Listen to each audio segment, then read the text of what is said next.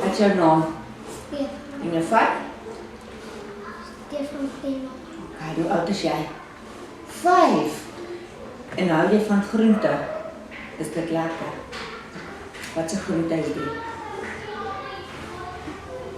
Dan is het tomaat. Okay, en dan?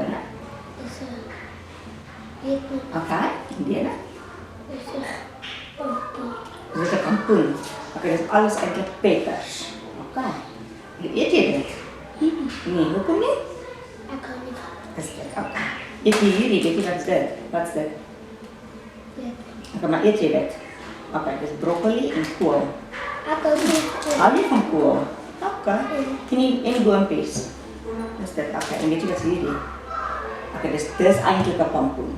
Jy het verskillende pompoene en hierdie is eintlik 'n pompoen. Eet jy hom? Okay, en hierdie? Ja. Eet jy dit ook? Dis ook 'n pompoen, né?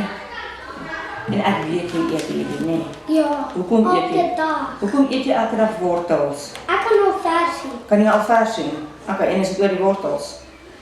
Okay, so ek moet begin wortels eet. Okay.